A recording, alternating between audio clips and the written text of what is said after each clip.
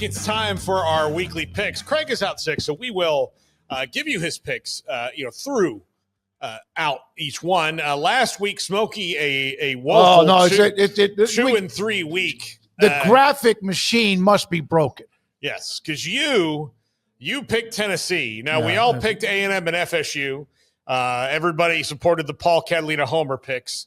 And my logic, and Craig even said this, is I was just kind of following your lead on this because I sent my picks in before everybody else did. He said, well, I'll pick FSU if Paul's that confident. And the reason I was even remotely confident is they had just gotten smoked in Gainesville by Tennessee. And Mike Norvell had basically just been given a lifeline and said, if you're going to win a game against Florida, damn well better be this one, where. Yeah, you know what? You washed your mouth out with soap for leading us on astray. That one was my fault.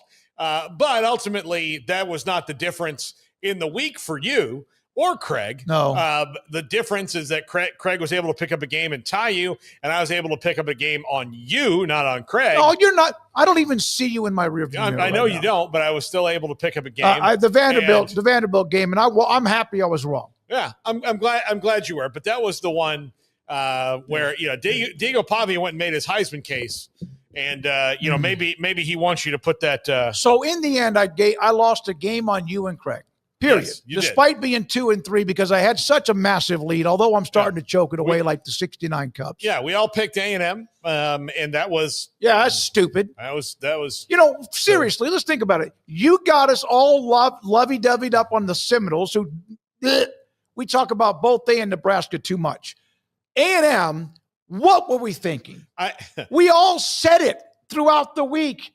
They don't beat Texas when it matters. And what did we do? No, yeah, it's true. It's been a very long time since they have. Granted, they didn't play for 14 years in the middle of that, but even still, it's been a very, very, very long time since they have. So let's start it up. Let's go to the American Championship game. North Texas versus Tulane. I'm taking North Texas in this one. Both these coaches are leaving. Eric Morris for Oklahoma State, John Sumrall at Florida. I think North Texas offensively is a little too much for Tulane. I think that's the difference in this game.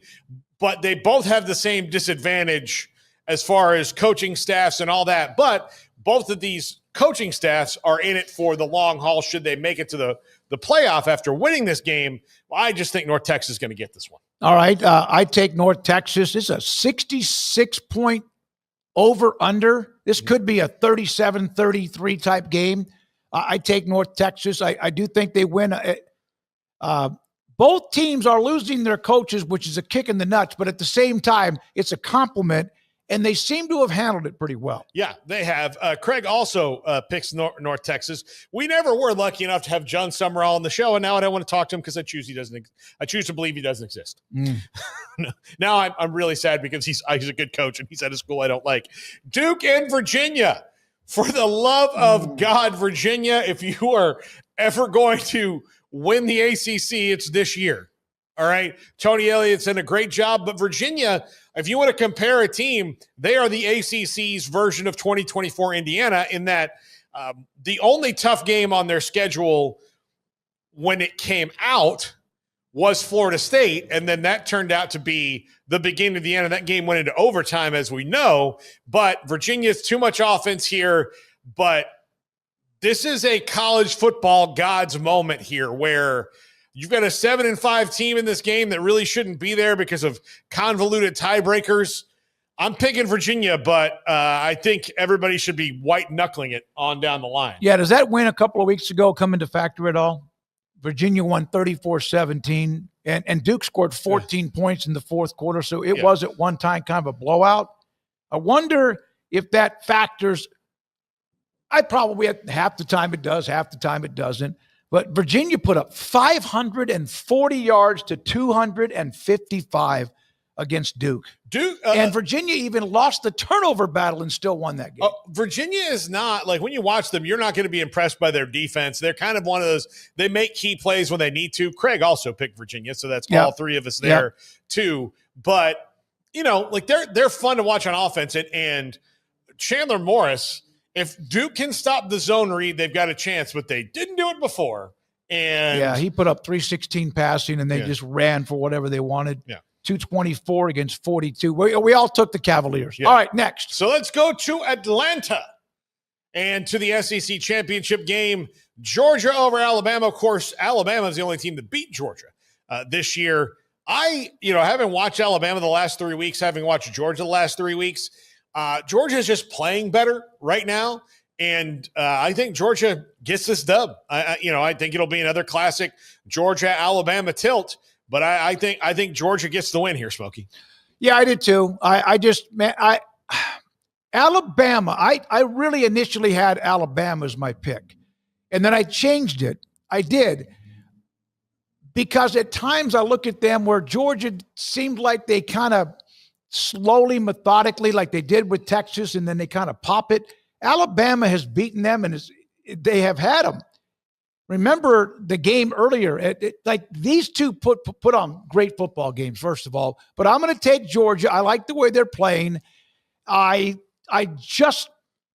impressed with them, and I wasn't 5 or 6 weeks ago. I didn't know how good they were. I'm taking Georgia. I'll take the dogs again. Yeah, post-game snacks at the varsity. Alabama this is one of those where Alabama beats Georgia, Georgia beats Texas, Texas beats Oklahoma. But this is kind of a weird. I'm taking Kirby. Yeah, get yourself a chili dog, a cheeseburger, and an orange drink at the varsity to celebrate Georgia. I think you got this one. Also, Craig picked the Bulldogs to Dallas and Arlington. I'm sorry, to Arlington and the Big 12 championship. Again, we'll be there 9:00 on Saturday morning doing a live podcast 9 to 10:30 right here on 365 Sports.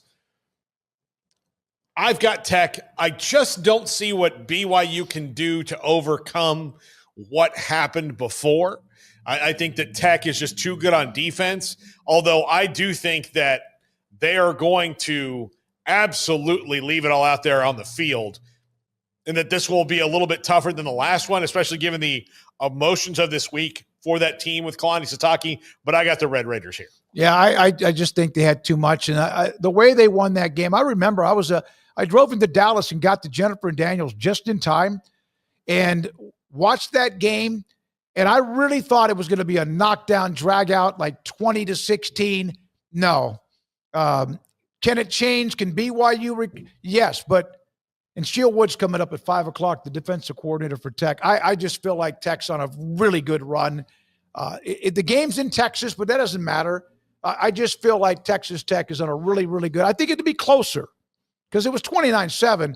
But I still think Tech just has too much. Yeah, look, you've seen BYU win in that stadium before in neutral site games. I've seen Texas Tech lose in that stadium before. I don't think it being here, especially as many people as BYU is bringing, really is gonna make it that much different, as far as home field advantage or not.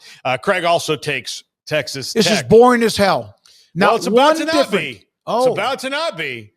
And that's because we're going to the Big Ten Championship at Lucas Oil Stadium in Indianapolis. And fried pork tenderloin for me, as I am taking Indiana. I have no reason for this other than I just have a feeling. They're only like 4.5-point underdog. Yeah, I just have a feeling that there's something about this. Indiana did not get an opportunity to play Ohio. Well, they did play Ohio State last year and lost. But they didn't get an opportunity to play them this year. They beat Oregon and kind of soundly. Ohio State, their schedule worked out for them, I think, in a way in the Big Ten. It did not wind up being as challenging as it looked at the beginning of the year. And I mean, this is by far the toughest team they've played. I think Indiana gets it done in front of the home-ish crowd. Oh, Carice is going to just I don't care. She's coming after you. Doesn't matter. Don't know her. Well, it's because you never go in the chat. Yeah. You should know him as a customer. Now, her. I think it's cool that you picked him. I would, for college football purposes, that's what's been kind of fun to see some newbies. What does Craig call them? I call them new booty. With Indiana, I love how they play. Man, I still think about the Mendoza to Cooper throw against Penn State in the back of the end zone that defied logic, gravity, and everything else in between, I'm taking the Buckeyes. This game indoors, I wonder if that helps Indiana a little bit than Ohio State can win anywhere. But Indiana, I'm going to take Ohio State to win the game. What does Craig have? Craig has Ohio State. So we have one game. We have one game difference.